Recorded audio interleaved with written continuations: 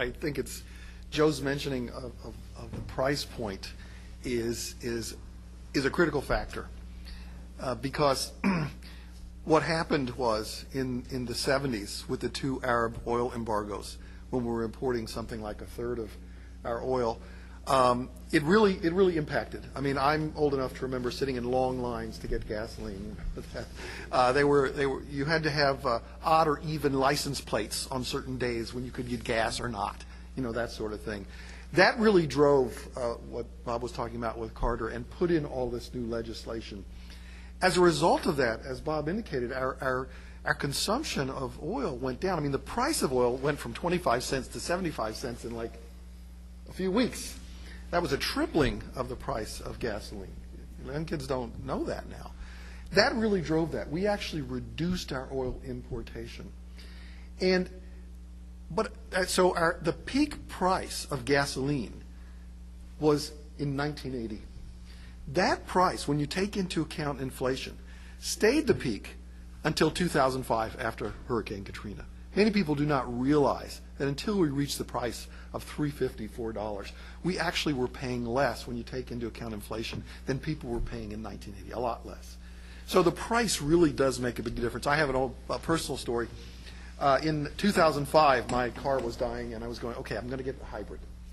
And I had looked at my local dealership in Nashua, and on their website, they had a hybrid, a Civic hybrid. Okay. Well, I put it off and put it off. Finally, the car really did die. So in April, I look on the website. It's still showing that there's a hybrid there, and I go to the dealership. Remember, the price, $1.50, whatever. It was really low.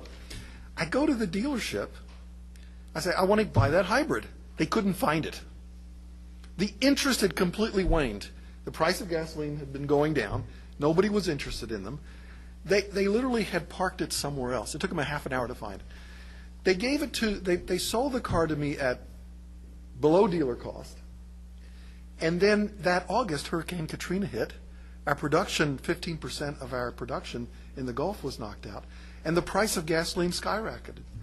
I called the dealer. He said that I could have sold that car then used for more than I had purchased it just a few months earlier.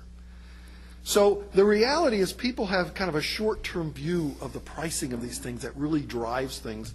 I think one of the things that happened after the 1980, when we started reducing our oil importation, is that as the folks in the Middle East cut their oil exports to us, they realized they were hurting themselves because as oil was going to us, dollars was going to them.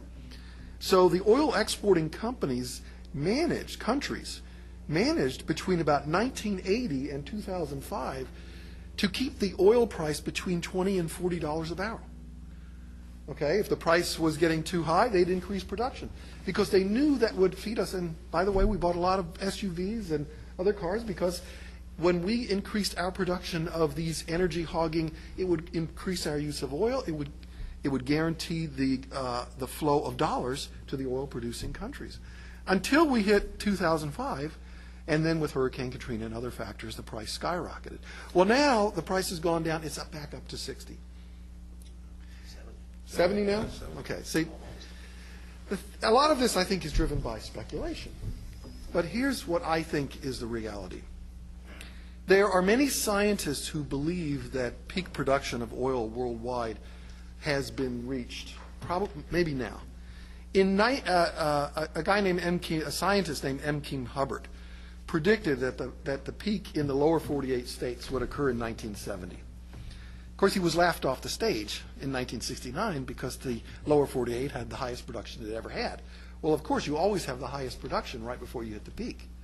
And then we hit 1970, we hit the peak, and a few years after that, that's when the oil exporting countries really socked it to us by stopping the flow of oil to us, and that's when the price tripled. So the thing is that we're kind of at a time here where even companies like ExxonMobil admit that there is going to be a peak. They're saying it may occur in 30 years. Some scientists believe it's already occurred. If you look at the production over the last 3 years globally, it's been pretty flat. So nobody really knows the answer because the actual oil reserves are trade secrets of the companies who, dig this stuff up. But I guarantee you, when people really do realize, let's say 3 or 5 years, because it took a couple of years after 1970 between people before the time people really realized we had reached the peak in the lower 48. When people really realize that, the speculators are going to go crazy. And who knows, price of oil could go to $500 a barrel. One thing I can tell you is if you look up the financials of major oil companies like ExxonMobil, it's very interesting. You know, we have companies that are making profits of $15 billion a year. Where do you think they've invested most of their net capital gains? Any guess? What's that? Alternate? You would think so. You would think so. Purchasing back their stock. Half of their net profits have gone, look it up, you can look it up in Google Finance. Half of their net profits have gone to repurchasing their stock.